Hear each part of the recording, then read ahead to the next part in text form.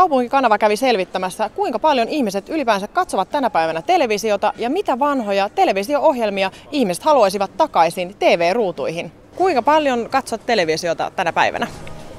En ollenkaan. Tai siis tulee katsottua siis vaan jossain laivalla tai jossain. Eli erittäin vähän. Kyllä mä katson aika paljon, että joka ilta tulee katsottua TVtä. Että varmaan se on jopa pari tuntia illassa ja viikonloppuisin urheilua voi mennä koko iltapäivä. Aika vähän, en mä hirveästi. Katon TikTokia paljon. Oikeastaan en katso niin paljon, mä vaan striimaan sellaisia ohjelmia, mitä mä itse oikeasti haluaisin katsoa. Mutta ei ole, niin live-tvtä ei ole niin paljon.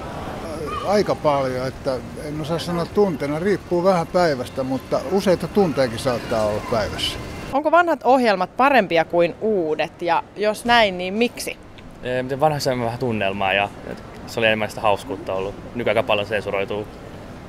Mä en uskaltaisi ainakaan väittää, että ne olisi muuta kuin jonkun tunnesiteen takia, että koska silloin kun minä katselin, ne oli jotenkin, ehkä ne muistaa paremmin. Luulisin, että tuotannon tasoakin on tavallaan kehittynyt. Mä pidän vanhoista sarjoista niin kuin enemmän ehkä ne on kotosempia jollakin tavalla ja ehkä sen turvallisempia ja sellaisia, että ne ei ole ihan niin kuin tekemällä tehty. Lasto-ohjelmat oli mun mielestä tosi paljon hienompi kuin nykyiset.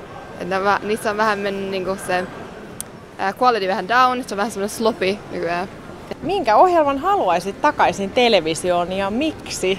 Pokka pitää. Ja sen takia, että se huumori ja se, niin siis se on vaan pelastaa päivän. Mä oon nähnyt ne miljoonaan kertaa, mä osaan ne jaksot ulkoa. Kummankaan. Se on legendaarinen. Mä haluan sen takaisin välittömästi.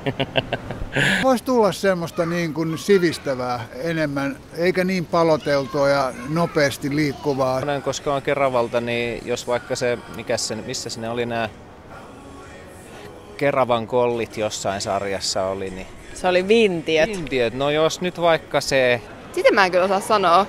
Että mä en ehkä halua vanhoja TV-ohjelmia takaisin, mutta mä haluaisin uusia TV-ohjelmia samalla tavalla kuin vanhat on tehty.